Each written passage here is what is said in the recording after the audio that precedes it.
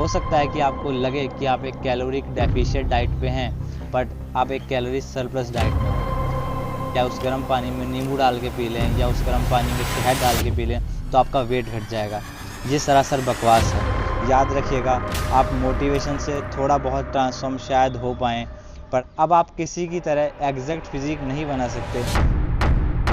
जो maintenance calorie हो, total protein intake.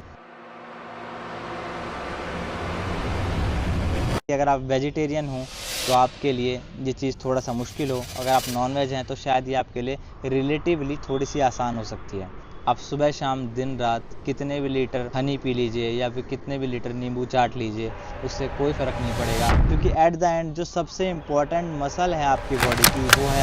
तो ये एक वीडियो आपके उन सारे सवालों का जवाब देगी, और इस वीडियो को अगर आप देख लेते हैं तो आपके जितने भी डाउट्स हैं डाइट के रिगार्डिंग या एक्सरसाइज के रिगार्डिंग या स्लीप के रिगार्डिंग, वो सारे क्लियर हो जाएंगे। यहाँ पे हम मोटे मोटे 4 पॉइंट्स कवर करेंगे। पहला होगा कैलोरी इनटेक, दूसरा होगा ऑप्टिमल एक्सरसाइज, तीसरा होगा ऑप्टिमल स्लीप, और चौथा होगा एक्यूरेट मेजरमेंट एंड कैलकुलेशन। अगर हम बात करते हैं नेचुरल तरीके से ट्रांसफॉर्म होने की, तो ये प्रोग्रेस और ये प्रोसेस बहुत ही स्लो है। पर एक चीज़ जो आपको इस जर्नी में अपने साथ रखनी चाहिए और इस जर्नी में आपके काम आएगी, वो है डिसिप्लिन। याद रखिएगा, आप मोटिवेशन से थोड़ा बहुत ट्रांसफॉर्म शायद हो पाएँ, पर अगर आपको लॉन्ग टर्म में बहुत अच्छी फिज़िक अटेन करनी है तो आपको डिसिप्लिन के साथ ही वर्कआउट करना पड़ेगा, और अपनी बाकी सभी लाइफस्टाइल या डाइट में या स्लीप शेड्यूल में आपको एक अच्छा डिसिप्लिन मेंटेन करना पड़ेगा। अभी हम स्टार्ट करते हैं कि अगर किसी ने अपनी जर्नी स्टार्ट की है, और मैं एक एग्जांपल लेके चलता हूँ कि फॉर एग्जांपल आपने आज तक अपनी लाइफ में कभी वर्कआउट नहीं किया था, और अभी आप थोड़ा बहुत स्टार्ट कर चुके हैं और आपका मन है कि आप एक अच्छी ठीक ठाक बढ़िया फिजिक अटेन करना चाहते हैं। तो एक 70 किलो के इंसान के लिए, जिसने आज तक वर्कआउट नहीं किया है, मैं मान लेता हूं कि आपने छोटी मोटी फिजिकल एक्टिविटी अपनी लाइफ में ज़रूर की होंगी। शायद आप कोई ना कोई स्पोर्ट्स खेलते होंगे, या हो सकता है कि आप रनिंग करते हों, या हो सकता है कि आप कोई भी आउटडोर एक्टिविटी पहले करते होंगे, और उससे आपका बॉडी स्ट्रक्चर में मसल मास थोड़ा बहुत है। अब देखिए, अगर हम बात करें एक एस्थेटिकली प्लीजिंग बॉडी की, तो उसमें हम एक लोअर बॉडी फैट परसेंटेज के बारे में ही बात करते हैं। अगर आपका बॉडी फैट परसेंटेज कम है और अगर आपकी muscle mass at the same time ज़्यादा है, तो आपकी फ़िज़ीक काफ़ी अच्छी दिखेगी। अब आप किसी की तरह एग्जैक्ट फिजिक नहीं बना सकते, क्योंकि सबका एक अलग जेनेटिक फैक्टर होता है, सबकी जेनेटिक्स अलग होती हैं, और उस जेनेटिक के अकॉर्डिंग ही सबकी बॉडी स्ट्रक्चर भी डिफरेंट होता है। पर आप अपने बॉडी स्ट्रक्चर और अपने जेनेटिक्स के हिसाब से एक बहुत ही अच्छी बॉडी बना सकते हैं, एक बहुत ही अच्छी फिजिक अटेन कर सकते हैं, अगर आप एक लॉन्ग टर्म कमिटमेंट के साथ इस प्रोसेस को लेके चलेंगे। तो मैं मान लेता हूं कि आप 70 किलो के हैं और आपको मसल गेन करनी है, और साथ ही साथ आपको बॉडी फैट भी रिड्यूस करना है। अब 70 किलो के बंदे के लिए मैं सबसे पहले आपको 2 चीज़ें बताना चाहूँगा। पहली तो ये कि आपके पास मसल मास है पर वो बहुत ही कम है, और साथ ही साथ आपके पास बॉडी फैट परसेंटेज है जो बहुत ज़्यादा है। अगर मैं एक एवरेज इंसान का एग्जांपल लूँ, तो उसमें बॉडी फैट परसेंटेज लगभग, जिसने थोड़ी बहुत ही फिजिकल एक्सरसाइज अपनी लाइफ में की होंगी, उसका बॉडी फैट परसेंटेज लगभग 20 से 25 के बीच में होगा। अब इन दोनों चीज़ों को, कि बॉडी फैट परसेंटेज को कम करना और साथ ही साथ मसल मास को इंक्रीज करना, उसके लिए आपको 2-3 चीज़ों का ध्यान रखना पड़ेगा। पहला, आपको एक कैलोरिक डेफिशिएंट डाइट पे खाना पड़ेगा। तो अब कैलोरी डेफिशिएंट को थोड़ा समझ लेते हैं। अगर मान लीजिए आप 70 किलो के हैं, तो हो सकता है कि आपके एक्टिविटी लेवल्स के हिसाब से आपकी जो मेंटेनेंस कैलोरी हो वो हो 2800 कैलोरीज। मेंटेनेंस कैलोरीज वो कैलोरी होंगी जिनको अगर आप कंज्यूम करते हैं तो ना ही आपका बॉडी वेट बढ़ेगा और ना ही आपका बॉडी वेट घटेगा। तो सबसे पहले आपको ये ध्यान रखना है कि आपको एक कैलोरी डेफिशिएंट डाइट को कंज्यूम करना है, एक कैलोरी डेफिशिएंट में ही खाना खाना है। इससे क्या होगा, अगर आपकी बॉडी को उतनी एनर्जी नहीं मिलेगी जितनी उसको उस बॉडी फैट या उस बॉडी वेट को मेंटेन करने के लिए ज़रूरी है, तो आपका बॉडी वेट धीरे धीरे गिरने लगेगा। कैलोरी डेफिशिएंट करने के लिए आप 2 तरीके फॉलो कर सकते हैं। पहला, कि आप अपनी डाइट में से 200 कैलोरीज को घटा दें, यानी कि अगर आप पहले 6 रोटी खा रहे थे तो शायद आप अब 3 रोटी पे शिफ्ट हो जाएं, ताकि आपको एक कैलोरी डेफिशिएंट मिल जाए। ये तरीका अच्छा है, बट मैं आपको सजेस्ट करूँगा कि आप एक दूसरा तरीका फॉलो करें। वो है अपने एक्टिविटी लेवल्स को बढ़ा के एक कैलोरिक डेफिशिएंट डाइट पे चले जाना। कैसे?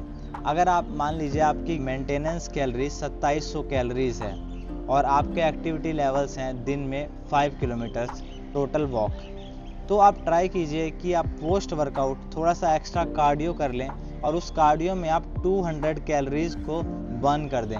ये एक ज़्यादा अच्छा तरीका है, क्योंकि एट द एंड जो सबसे इम्पॉर्टेंट मसल है आपकी बॉडी की वो है हार्ट, और कार्डियो हार्ट के लिए बहुत ही अच्छा होता है। तो अगर आप अपने हार्ट हेल्थ का ध्यान रख पा रहे हैं और अपनी जो डेफिशिएंट है वो आप एक 200 कैलोरी डेफिशिएंट कार्डियो से क्रिएट कर पा रहे हैं, तो इससे अच्छा कुछ नहीं होगा। और साथ ही साथ आप एक अच्छी ट्रेनिंग स्प्लिट जैसे कि पुश पुल लेग्स फॉलो कर सकते हैं, जिसमें आप सबसे पहले एक पुश डे लेंगे जिसमें आप चेस्ट, शोल्डर और ट्राइसेप, एक बैक डे जिसमें आप बैक और बाइसेप्स, और एक लेग्स डे जिसमें आप लेग्स ले सकते हैं। और इसी स्प्लिट के साथ आपको बहुत सारे मंथ डिसिप्लिन के साथ टिके रहना होगा, और इस प्रोसेस में आप देखेंगे कि बहुत ही धीरे धीरे आपकी बॉडी फैट परसेंटेज कम हो रही है और साथ ही साथ मसल मास आपका बढ़ रहा है। तो हमेशा याद रखिएगा, पहली चीज़ अपनी मेंटेनेंस कैलोरी से 200 कैलोरी का डेफिशिएंट आपको मेंटेन रखना है। अब हम आ जाते हैं दूसरी बहुत इंपॉर्टेंट चीज़ पे, जो है टोटल प्रोटीन इंटेक। अब देखिए, आपको अपनी बॉडी वेट का लगभग 1.8 से 2.2 के बीच में प्रोटीन इंटेक करना ही पड़ेगा, अगर आप चाहते हैं कि आप एक अच्छे लेवल पे और आप एक सिस्टमेटिक और काफ़ी एफिशिएंट मैनर में अच्छे से और बहुत ही ऑप्टिमल तरीके से मसल ग्रोथ कर पाएँ। अब ये डिपेंड करता है, हो सकता है कि अगर आप वेजिटेरियन हो तो आपके लिए ये चीज़ थोड़ा सा मुश्किल हो, अगर आप नॉन वेज हैं तो शायद ये आपके लिए रिलेटिवली थोड़ी सी आसान हो सकती है। बट ट्राई कीजिए कि आप at least 1.8 grams of your body weight तो लें ही। जैसे कि अगर किसी का बॉडी वेट 60 kg है तो अप्रॉक्सीमेटली उसे 110 और 120 ग्राम्स के बीच में पर डे कंज्यूम करना पड़ेगा। अब इसमें एक बहुत ज़रूरी चीज़ ये आ जाती है कि कुछ लोग सोचते हैं कि हम सप्लीमेंट कंज्यूम करें या ना करें। देखिए, इसका बहुत सीधा सा आंसर है, आपकी बॉडी नहीं जानती कि आप जो प्रोटीन ले रहे हैं या जो प्रोटीन कंज्यूम कर रहे हैं वो किस सोर्स से ले रहे हैं। एज लॉन्ग एज आप 120 ग्राम प्रोटीन कंप्लीट कर पा रहे हैं, चाहे फिर वो कोई भी डाइट हो, चाहे आप घर के खाने से कर पा रहे हैं, चाहे आप थोड़ा बहुत एक्स्ट्रा बाहर से नॉन वेज ले रहे हैं, या हो सकता है कि आप वेज में कोई और सोर्स ले रहे हैं, अगर आप 120 kgs को कंप्लीट कर पा रहे हैं तो आपको सप्लीमेंट की कोई ज़रूरत नहीं है। पर अगर आपको लगता है कि मैं 120 का मार्क हिट नहीं कर पा रहा हूँ और मैं कहीं 80-90 के बीच में ही फंस गया हूँ, तो वहाँ पे एक वे प्रोटीन सप्लीमेंट आपको काम आ सकता है। और वे प्रोटीन कोई गलत चीज़ नहीं है, अगर आप रिसर्च करेंगे तो वे जो है मिल्क एक्सट्रैक्ट ही होता है और वो दूध से ही बनता है, और काफ़ी इजी टू कंज्यूम होने की वजह से आपको एक्स्ट्रा मील प्रिपेयर करने के लिए टेंशन नहीं लेनी पड़ेगी। तो इसलिए आप वहाँ पे 1.8 टाइम्स अपना बॉडी वेट के प्रोटीन कंज्यूम करें और साथ ही साथ एक 200 कैलोरी का डेफिशिएंट बनाएं। अगर इन दो चीज़ों को आप फॉलो करते हैं और 6 महीने तक और 1 साल तक आप इस प्रोग्रेस को धीरे धीरे ट्रैक करते हैं, तो आप देखेंगे कि आपकी बॉडी धीरे धीरे ट्रांसफॉर्म होने लगी है। एक बात याद रखिएगा, you can't control anything which you can't measure. और ये बात जितनी सच आपकी डाइट के लिए है उतनी ही सच आपकी एक्सरसाइज के लिए भी है। मैं अपनी सारी एक्सरसाइज हैवी ऐप में ट्रैक करता हूँ, अगर आप चाहें मेरी इंस्टाग्राम प्रोफाइल पे भी चेक भी कर सकते हैं। मेरे हर सेट, हर एक्सरसाइज का हर रैप मुझे पता होता है कि मैंने कितने रैप्स पिछली बार लिए हैं, ताकि मुझे अगली बार के लिए एक अच्छा और सिस्टमेटिक गोल मिले। और यही सेम चीज़ मैं अपनी डाइट में भी फॉलो करता हूँ। मेरी डाइट बिल्कुल फिक्स रहती है, बिल्कुल कैलकुलेटेड रहती है, और एक वेइंग स्केल पे मैं वो चीज़ को मेज़र भी करता हूँ। तो आप भी अपनी डाइट को भी मेज़र करके खाइए, क्योंकि अगर आप मेज़र नहीं कर रहे हैं तो आप एक रैंडम अंदाज़ा लगाएंगे कि आपने कितनी कैलोरीज कंज्यूम कर ली होंगी। हो सकता है कि आपको लगे कि आप एक कैलोरिक डेफिशिएंट डाइट पे हैं, बट आप एक कैलोरी सरप्लस डाइट में हो। ये बहुत इंपॉर्टेंट चीज़ है कि आपने दोनों चीज़, अपनी डाइट और अपनी एक्सरसाइज दोनों ही मेज़र करनी है। एक छोटा सा मिथ यहाँ पे मैं ब्रेक डाउन करना चाहूँगा। बहुत लोग ऐसे कहते हैं कि अगर आप सुबह उठ के गर्म पानी पी लें, या उस गर्म पानी में नींबू डाल के पी लें, या उस गर्म पानी में शहद डाल के पी लें, तो आपका वेट घट जाएगा। ये सरासर बकवास है। अगर आप एक सिस्टमेटिकली कैलोरिक डेफिशिएंट डाइट में नहीं हैं तो आप कुछ भी खा लीजिए, आपका वेट नहीं घटेगा। आप सुबह शाम दिन रात कितने भी लीटर हनी पी लीजिए या फिर कितने भी लीटर नींबू चाट लीजिए, उससे कोई फ़र्क नहीं पड़ेगा अगर आपकी डाइट एक कैलोरी डेफिशिएंट डाइट नहीं है। और इसी के अपोजिट अगर आप एक कैलोरी सरप्लस डाइट खा रहे हैं तो फिर आप कितना भी कुछ भी कंज्यूम कर लीजिए, आपका वेट बढ़ेगा। लॉजिक सिंपल है, अगर आपके मेंटेनेंस कैलोरी से आपने ज़्यादा खाया तो आपका वेट बढ़ेगा ही बढ़ेगा, और अगर आपने अपनी मेंटेनेंस कैलोरी से कम कैलोरीज कंज्यूम करी तो आपका वेट घटेगा। इन दो चीज़ों को ध्यान रखिए, अपनी स्लीप अच्छी रखिए, डिसिप्लिन तरीके से अपनी डाइट रखिए, अपना दिन शेड्यूल कीजिए।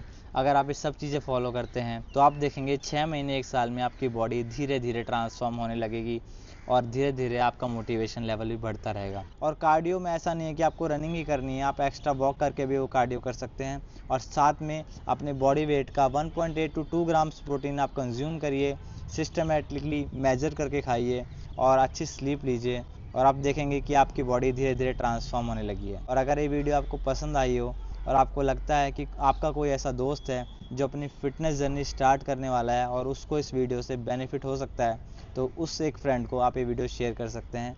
और मैं आपके सबके व्यूज़ जानना चाहूँगा नीचे कमेंट सेक्शन में। Thank you.